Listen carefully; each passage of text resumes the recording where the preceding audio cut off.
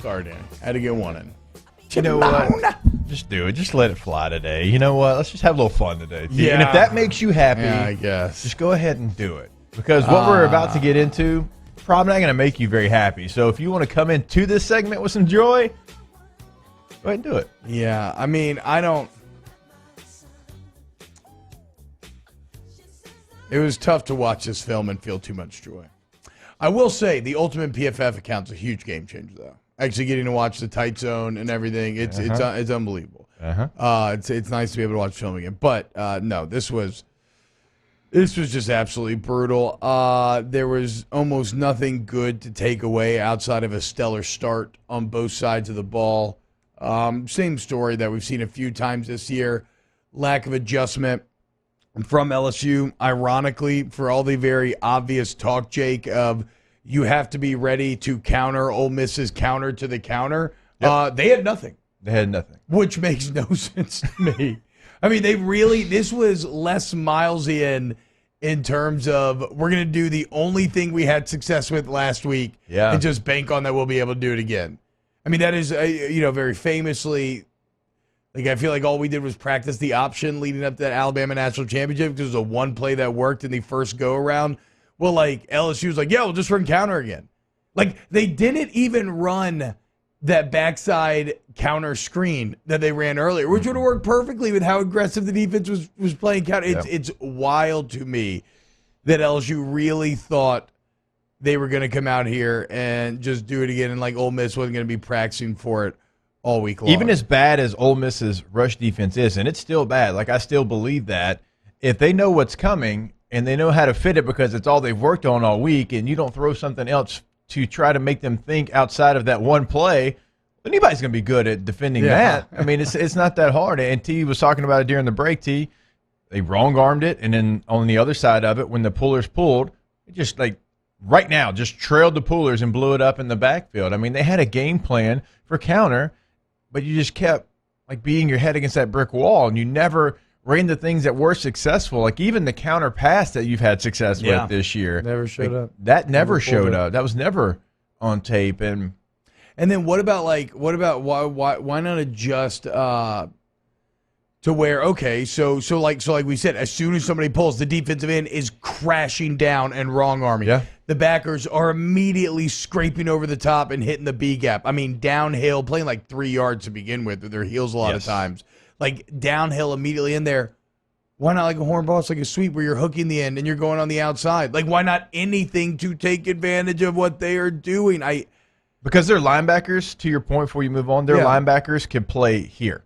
They could play about a yard on each side of them.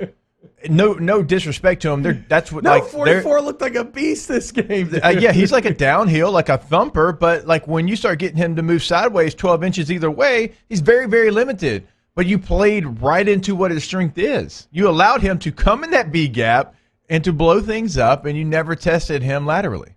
So here is where we arrive at what I felt was the single biggest takeaway from this game. And I go to my buddy. My buddy's a professor over there at Southeastern, the guy Scott Burns, and he tweeted this during the game, and he's put very simply, right?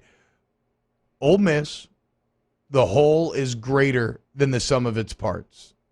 LSU right now, the whole is less than the sum of its parts. And that goes back to coaching. And obviously everything starts at the top. And when you look at what's been the greatest kind of, what has been the thing that has got Ed Orgeron into trouble more than anything else, it would actually be the hires. And, I mean, the gulf that you felt between Jake Peetz and Lane Kiffin this game was tangible. Like, it was so obvious and so just clear to see. But again, I keep going back to the word feel, because it wasn't like you even had to watch it, Jake. Like, even if you don't know scheme, you don't know football, you could feel that difference. And it was just shocking to me where you have two offenses, which, look, at least equivocal personnel. Right now, Matt Corral does muddy these waters a bit because also, like, he's really good, and his ability to run the ball is a lot of what makes a lot of the ways that Ole Miss kind of threaten you work, but still essentially equivocal.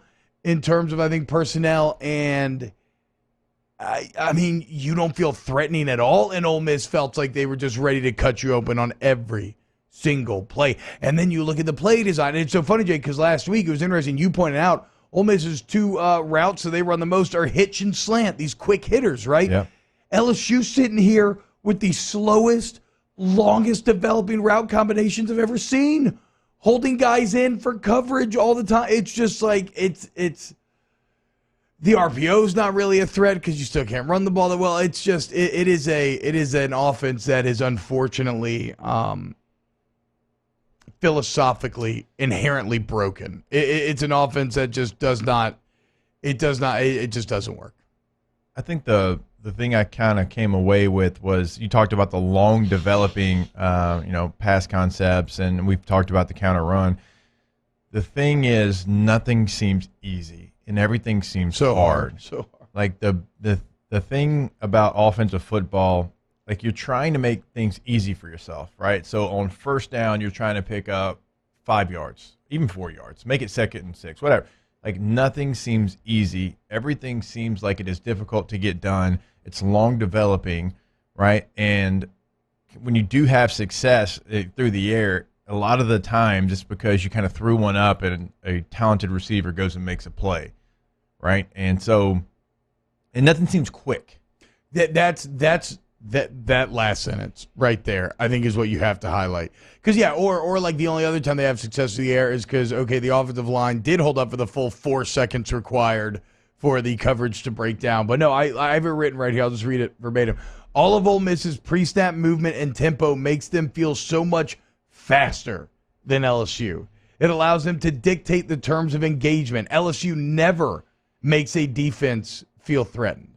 It's you nailed it, man. It's speed in multiple phases, right? It's the tempo of the huddle mechanics, how they call plays, not subbing out personnel. And then when it gets to the actual scheme, it's the tempo of, like Jay said, the slants, the hitches, the quick hitters versus LSU, the jet sweeps, where LSU, everything just feels so plodding, clunky. Like you're trying to, okay, here you go, I'm going to be a big hunter guy. Like you're trying to walk to the duck blind and like your waders are sticking in the mud, right? Like that's what LSU's offense feels like. It's just, unfortunately, it feels like a first-time coordinator creating an offense and trying to make that offense work. There just does not seem to be a full understanding of and then on the other side of the ball, you got Lane Kiffin, Jake, and he's literally the amount of times where he was arms up in the air immediately after the ball was snapped. You know, the classic Lane celebration, like Jonathan Stone, he sees the game before it's played. Like the amount of times he had his arms up in the air there were so many wild. times too that the LSU defense did really good on 1st and 2nd down to get him in 3rd and long. A lot of time, even behind the chains. And then Lane would be like, and they run a draw, run the ball, a simple draw, and it was like just mind blowing sometimes to the defense. That was a little surprising. The linebacker play on the 3rd and long draws was I don't truly know how. Well, to I mean, it was more like on the Ely touchdown. It was, it was safety. It was Jay Ward that he put the move on there. It wasn't just, it wasn't one position on those 3rd and longs. No, it was everybody. Many. It was everybody. You're right. And plus, Damone Clark, if you're talking about linebackers, I mean, I didn't love Micah Baskerville's run fits, but Damone Clark was excellent once again. 20 tackles, multiple TFLs, sack. I mean, Clark and playing just hard as hell. And if you saw Clark every time he made a tackle, what was he doing? He wasn't celebrating. He was immediately getting up and waving guys back to the ball and running back to the ball. Why does LSU not try to stress guys in a similar fashion? They would rather sub out, like, I don't know, like put Dellinger in the game one play and then take him out the next play and then give the defense a chance to catch their breath and to be able to sub as well. It's just so many bad decisions. Like that's the problem, is that it's not really fixable because the offense seems to be built on a foundation of bad philosophy.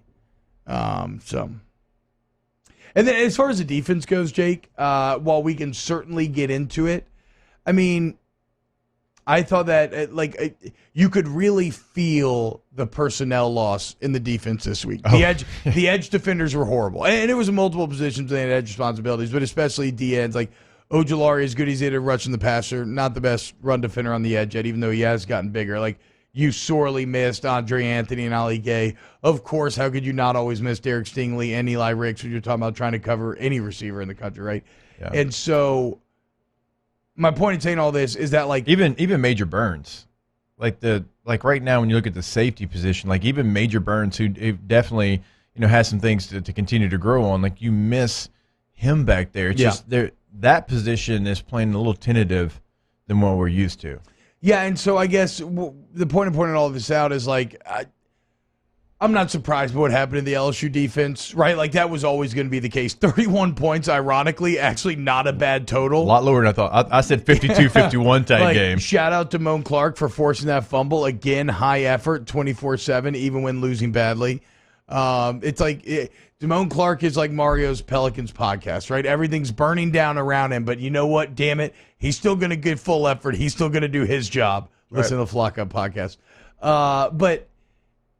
And so the point is, like, the defense is never going to keep pace. This was always going to have to be a game where the offense had to. And I guess what I'm most disappointed in, again, is that I knew you wouldn't be able to have success with counter that like you did against Florida, but I thought that you would have built packages off of it to take advantage of Ole Miss selling out to stop it. And the fact that you didn't is just, I mean, it's kind of like day one mind. Like, how much shadow staff is up there?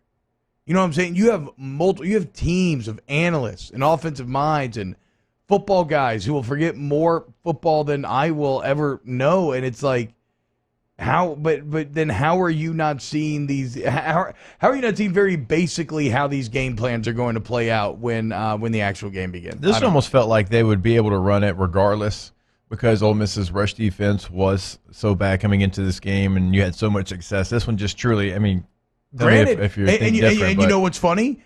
They had way more success on a lot of those plays than they should have. You know what I'm saying? Like, there were a lot of plays that were blown up, but they still got like 4 or 5 yards, and it's because Ole Miss's run defense was so bad. So if that is really the case, which it does feel like that, I mean, that's pathetic. Like, how in the world can you watch the team that you put out there in the field this year and be so full of hubris to be like, oh, no, we're just going to push him around, we're going to run over him?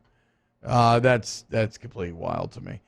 So we'll continue to break down the game, though. Let's go to break right now. I still want to get into like the 4th and 3 call, what you thought about that, the mechanics therein, because obviously that had a huge impact on the game. Keep it locked right here on Off the Bench. What's going on, y'all? Welcome back to OTB 104.5 ESPN. Rusty Brooks was like, how can you say the personnel is equal? I mean, look, granted, Corral does muddy those waters a little bit because he is very, very good.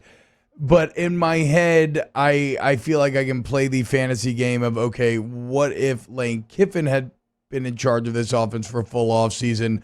What could he do with this offense? And I do feel that you would have something infinitely more threatening than what you have currently. Like, again, the problem with LSU, while there are personnel deficiencies at spots, absolutely, right? We've talked about a lot with the O-line especially. There are personnel issues. I still believe that the whole is less than the sum of its parts right now. And that goes back to kind of scheme and some coaching dragging you down a bit. And then Keaton Berrien. Why can't we execute a 4th down play without calling timeout? So let's get into it then, because that's what I want to talk about next. You're up 7-0. You've stopped Ole Miss twice. First time they punted all year, I think, on the first possession that I saw, which is pretty wild. And so you stopped Ole Miss twice. You had all the momentum in the world. You're down there on the goal line, 4th and 3. You decide to go for it. A lot of people were lamenting going for it. I think if they kick the field goal there, all those same people are saying field goals doesn't beat Ole Miss. So, like, I like the decision. I like the decision to go for it. But like most other stuff in this offense, I absolutely abhor the execution. I was actually on the other side of it. I thought the field goal was the play there to go up 2 scores, knowing you get the ball back at half. But if you're going to go for it on 4th and 3, didn't like the design of the play. I mentioned it in the open. You're rolling to one side, so you cut half the field off, and then it's already so condensed down there. I mean, you're working with a third of the field. You had 2 guys out on routes.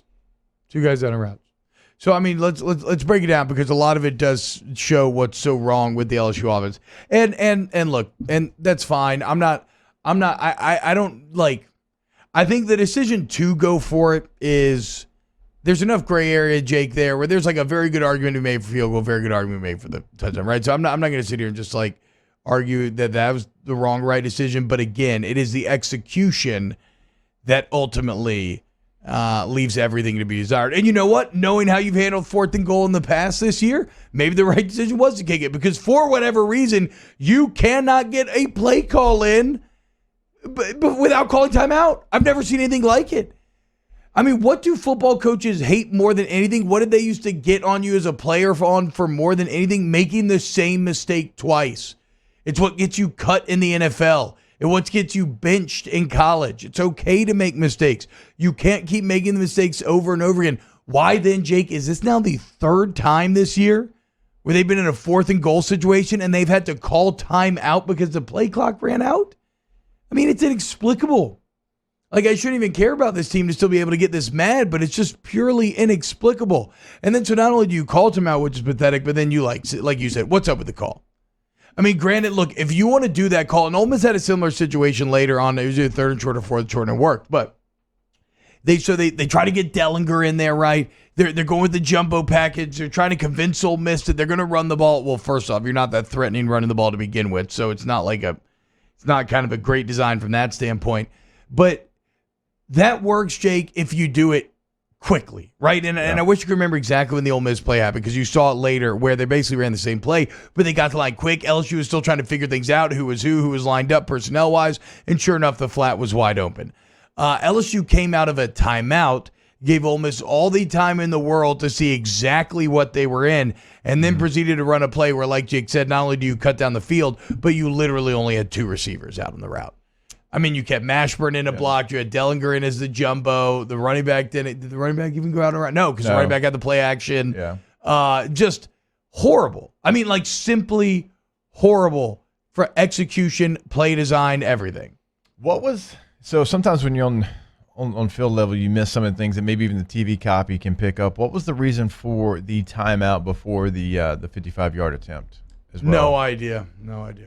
I don't know if he addressed it in the postgame. I didn't listen to postgame interviews, but obviously, and I missed that being. Was the play clock down? I don't remember live, and then because I didn't watch the. I just felt like you iced Cade York a little bit. I didn't watch the TV broadcast now that we have access that I didn't have before, and so I don't know, man.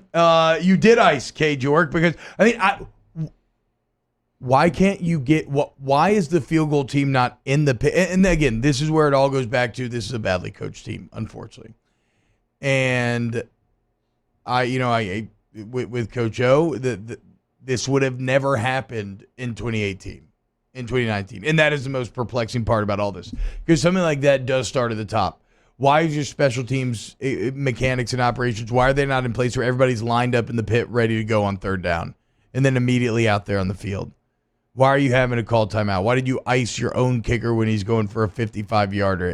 There's a lot of inexplicable mess-ups that are inexcusable. Like, what's his range, and you're having that conversation. See, but that's the problem. All that's got to be done beforehand. That is like, those are the decisions that for playmakers and decision makers should be easy, because they are clearly identifiable by the numbers, right? Like, okay, if it's 55 or in, we're kicking. And I don't got to think twice. Yeah, from the 38 in, I don't got to think twice. So if you're calling timeout to reassess the situation, well, that's pathetic. And I don't even know if that is why. I mean, I don't know. Maybe they're missing a guy and they had 10 people and I didn't notice. But, like, and even that felt like a big moment in the game before the missed kick, right? You have, I believe it was 3rd and 8. You had the first down. Best isn't able to come up with the catch there. And that felt like a big swing in momentum, because even at that point, you're still up 7-3 and you're driving. Yeah. And there were very clear momentum swings, right? I mean, with the 4th down stop and Ole Miss going on their scoring tear and everything else. It's just that by the end of this game, the quality between the two teams and the scheme and the execution, really just everything about them, felt like it was such a wide gulf that this game was never going. Like, even if you had gotten those plays, you're still going to lose this game. Would have been closer, sure, but you were still going to lose this game, I believe. So yeah, I don't know what happened with the timeout right before, because again, it's just, and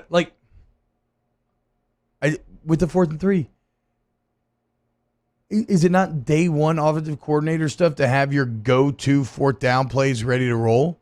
Like the ones that you're like, I mean, at that point, it's essentially just like a 2-point conversion plays. You're like, gotta have it plays. Are you not in a position where you can just signal that down immediately and roll? Why do you have to keep calling timeout? Why does it keep happening week in and week out? No, if it keeps happening from here on out, I'll just accept that, well, nobody cares anymore because they're fired anyway. And that is got to be a really weird and rough kind of spot to operate in. But it's just, it did feel like there was still stuff to play for this week. And so to have that happen again, especially at that point in the game when you had everything going for him, was unreal. What did you think about the offense when Nussmeier came in? I actually did not rewatch that part of the game yet. No demonstrable difference. I mean, Nuss is fine, but I think in watching all of this, the problems start at the top, right? Sure, like Nuss can make you better, and his legs maybe make him more threatening, and I do love his effort attitude and the fact that he has full uber confidence in himself. And Max is not playing well. I mean, Max started the first drive 4-4 for 71 yards, and then he finished. Let me try to find it in my notes here. Sort of 4-4. I lost my offensive notes. Where'd they go? What did Max finish in this game? Do we know? Your offensive notes here. He started the game 4-for-4, 71 yards, finished 13 of 21, 146 yards. After the first drive, went 9 for 17 for 75 yards. Yeah. So there you go. I mean, a stellar first drive, and then 9 for 17 for 75 the rest of the game. So again, I'm not saying Max should keep playing or not keep playing. I'm just saying that I think it's kind of irrelevant. Because again, I don't think that Max is always being put in the easiest position to succeed. I mean, he's having to hold the ball and let these routes develop behind a porous offensive line. They're holding guys in coverage, again, constantly. Like, there's just so much wrong with this offense right now. And now you've got a bye week, and then you've got Alabama on the road. Tight.